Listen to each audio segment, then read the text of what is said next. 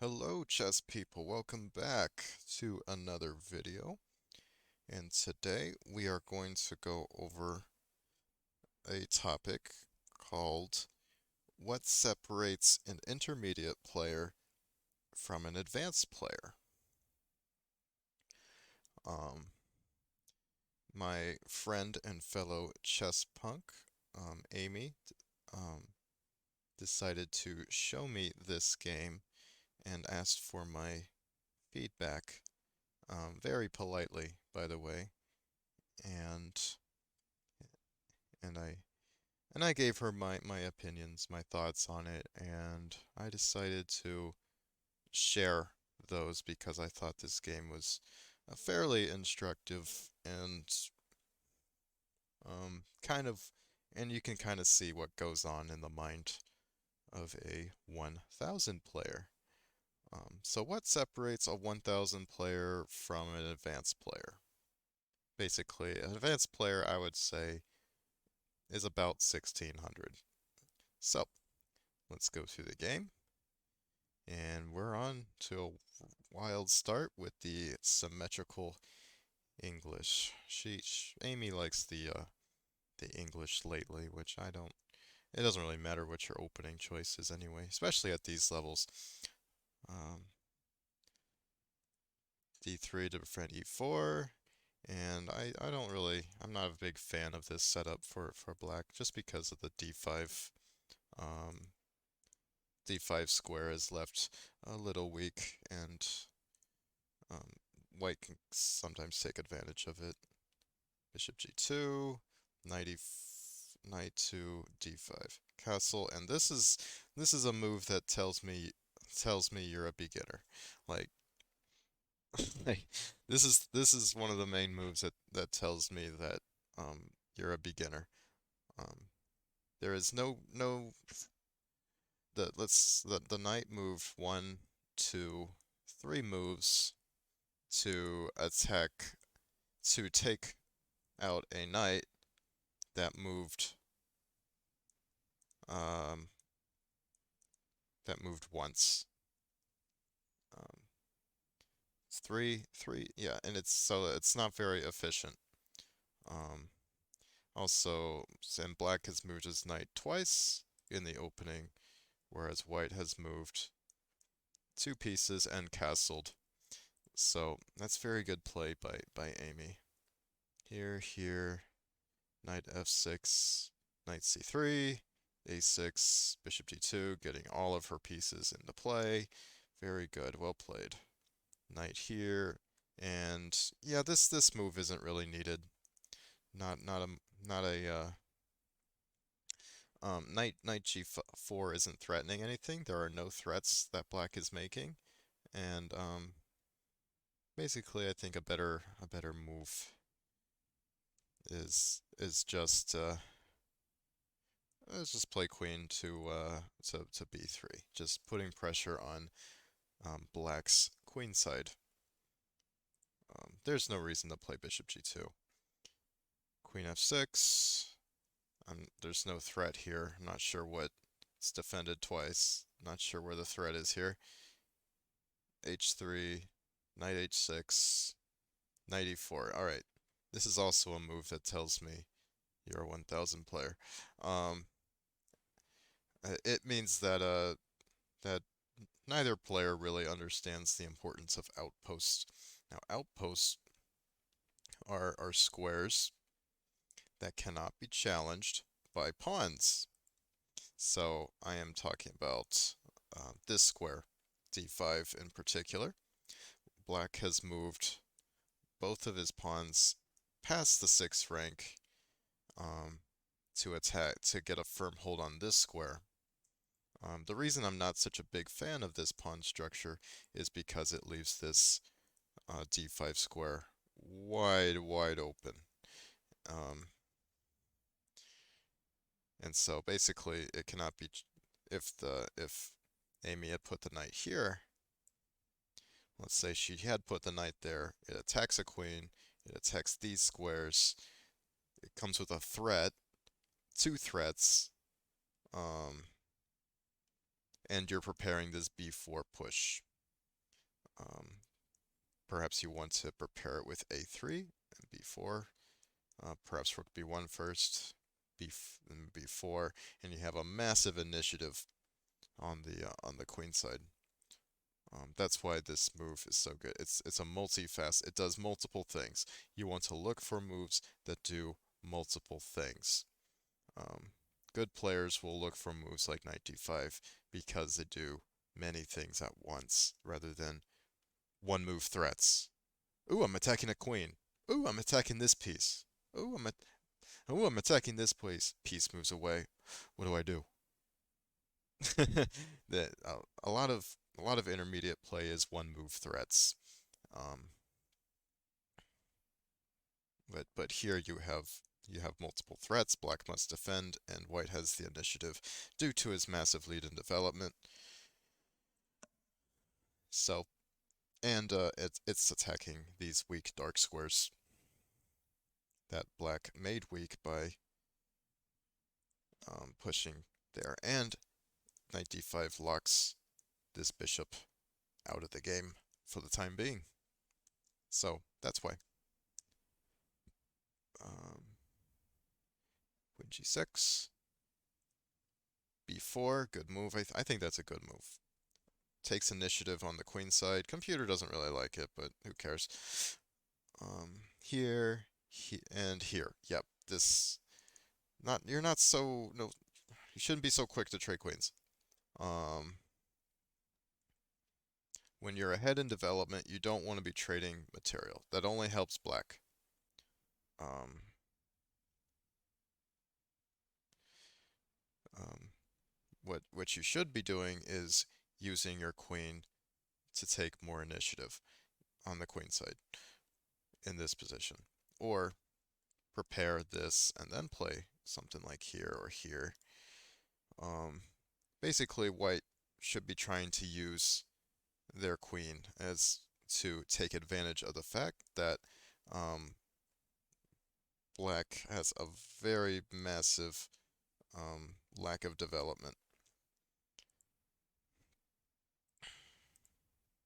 So the game continues e3, queen d1. As I said earlier, it only helps black. Rook fd1, b6, and yeah, that's a good tactic. b6 is a big mistake, I think. Yeah, that's a good tactic. See, she's a 1000 player, and she saw a nice tactic. It's a check, and it attacks a rook. Very good. Well played. Takes the rook. Yeah, takes the pawn.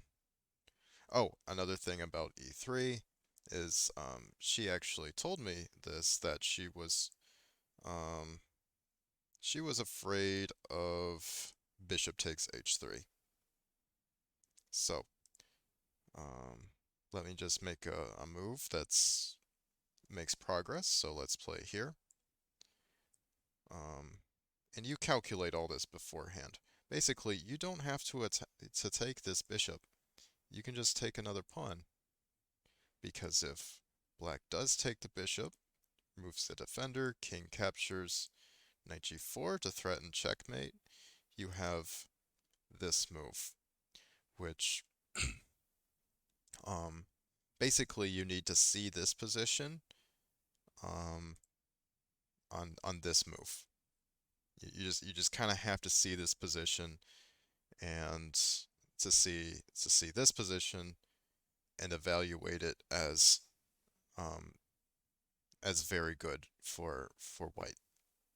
That's a big difference between an intermediate and an advanced player. An advanced player will look three to six moves into the future and evaluate um, positions. That's exactly what grandmasters do as well, but they do it a lot more efficiently.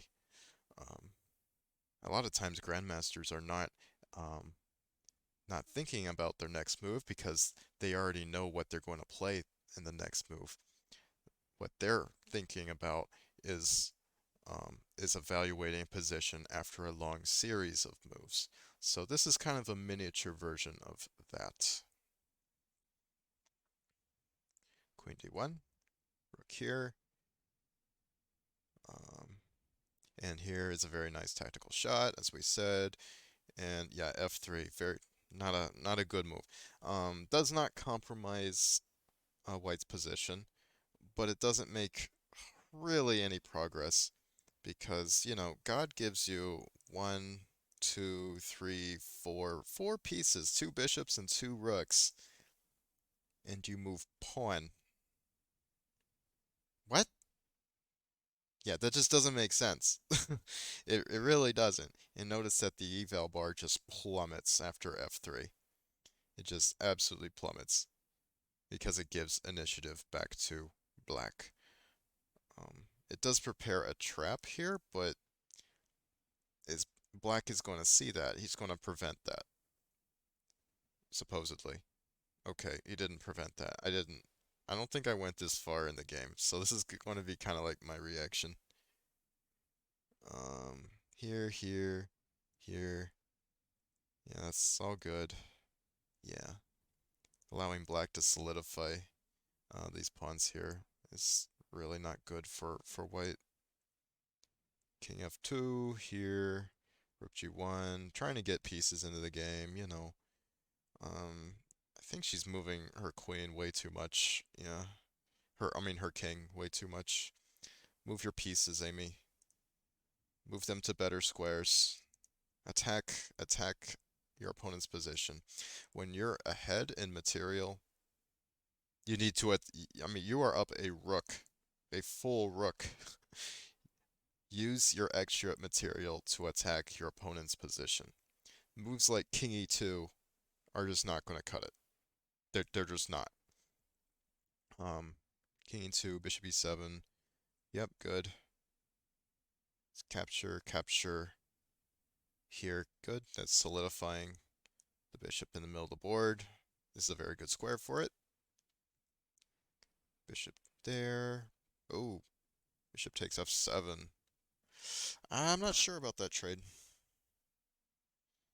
I'm not sure that's a very opportune trade. I think I would have been a little more patient because this is still a bad knight.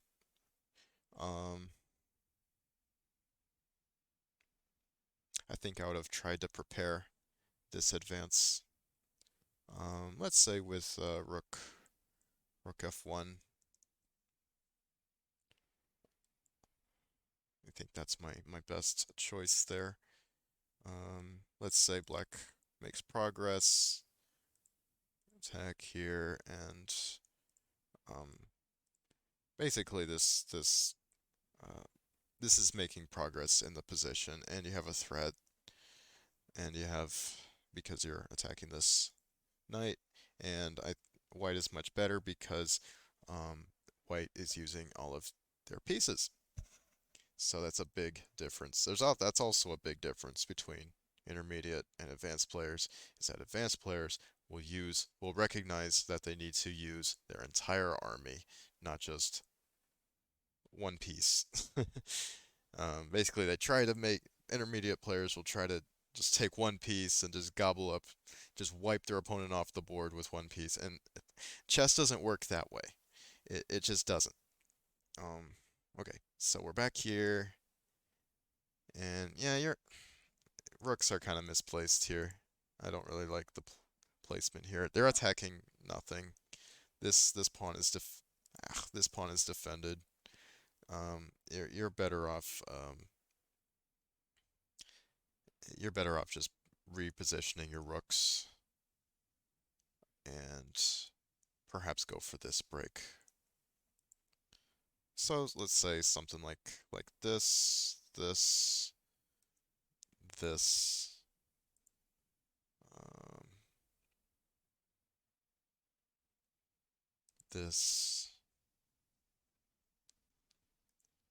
f4, e takes f, king takes g3,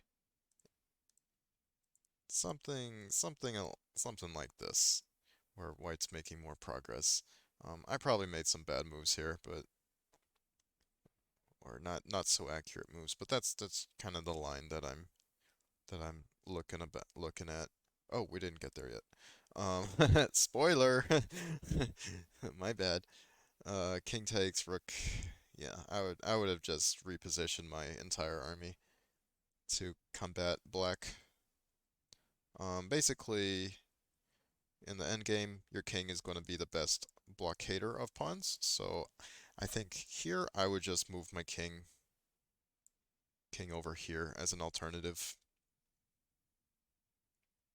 Um, so let's say here, here, here, here, and you're blocking this square.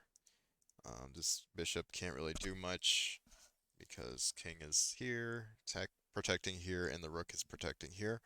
So, I think white stands better there, slightly better. Why am I keep fast forwarding. Yeah, rooks are misplaced. King is in the center of the board. Not really sure where her king is going. So she tries to blockade with her rooks.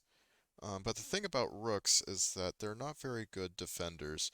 Rooks are great attackers. You want to be attacking with your rooks. That's why I say that these rooks are misplaced. Because they need to be attacking things. This rook is attacking this pawn, but it's defended by the king. So how do you reroute these rooks? Basically, what I would try to do is just try to double up on the H file instead and attack here. And then once the pawn moves, reposition back to the G file and keep attacking there, and then try to make progress here. That's kind of the main idea. So yeah, she tries to defend with her rooks. Rooks are terrible defenders. They lose a lot of value. And yeah, she's bringing her king over to combat these pawns. And she just kind of moves her king back and forth because she doesn't know what to do. It's tough to play chess when you don't know what to do. And she went over the queen side, king side. Now she's going over to the queen side. Oh yeah, and black has now made a fatal mistake. Find the best move. King c3. Boom. Winning a piece. Immediately winning a piece. But she doesn't find that. She continues blockading the rook, the pawn. And here we have this position where the rook is just extremely passive, and her king is now going back over to the king's side. Um, Rook behind past pawns, and excuse me, I'm sorry. Um, and black is going to coordinate their pieces to attack d3 here. Yeah, and it's going downhill pretty fast. Yep, as I suspected. Here he takes the pawn, king. Yeah, she's moved so many pieces, so many. She's moved so many. Um, she's moved her king so many times she doesn't know where the king goes anymore, and it's kind of hilarious. But yeah, but we shouldn't say such things. Basically, black is entombing this rook. Very uh, common motif in these kind of endgames is the entrapment of this rook. Basically, white is now playing a full rook down. That's why the evaluation plummets so hard. Um, Black is playing with these pieces, and basically black is playing with all these pieces, and white is only playing with these two. So white is outgunned here. So that's why she trades. Queen must take the queen, and then she's now in a position where there's two pass pawns, connected pass pawns, and her rook is just not going to be a match for them. Now she attacks pawns, but it's way too late. Um, and wow, she just. Ooh, I didn't realize she didn't take the rook there. Whoops. I think she told me this ahead of time, but oh, it's been hanging for two moves. Okay, another thing in the intermediate, beginner and intermediate players will do is that they don't take hanging pieces immediately.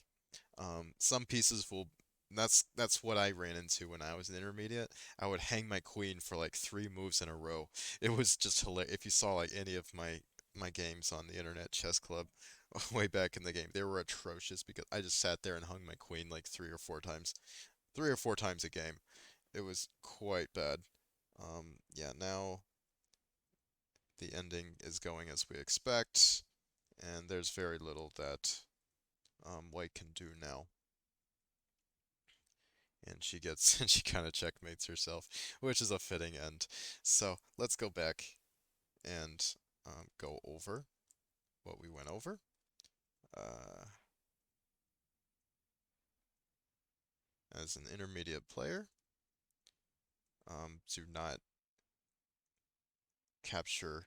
Don't take 3 moves to capture when your opponent has moved that same piece once. It's not a good trade. Uh,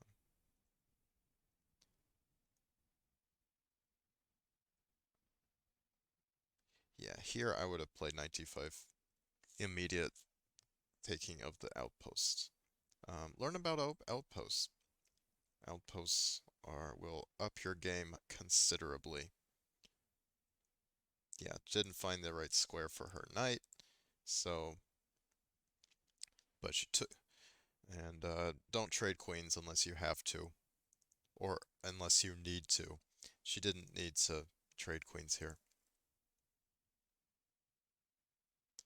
and that's a good tactic. Takes the rook. Um, don't play pointless moves. God gives you all these pieces to play with, and you're playing with your pawns? That makes no sense. Play with your pieces. Use your pieces. Uh, if your pieces aren't doing something, make them do something.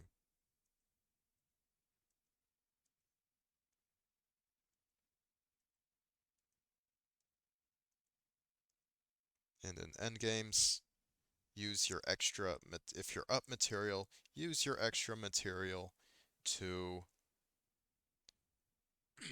use your extra material wisely in a way that puts pressure on your opponent's position. Rooks are good attackers. They are miserable defenders. Miserable defenders. Good attackers. Also, she hangs a rook here.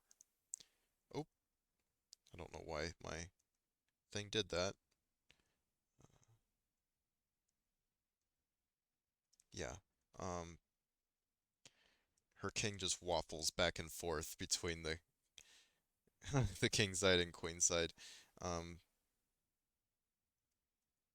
your pieces need a purpose, and this game was full of pieces that just didn't have a purpose.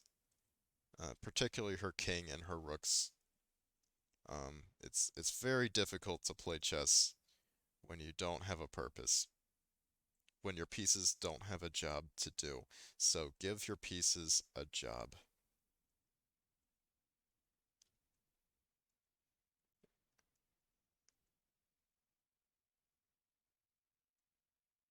And yeah, and that's what we learned. Those are a few things that separate intermediate players from advanced players. So I hope you enjoyed this video, and I hope to see you next time. Thank you, Amy, for being brave enough to show us that game, and hopefully we can learn from your mistakes. So thanks a lot. Um, have a good rest of your day. Take care.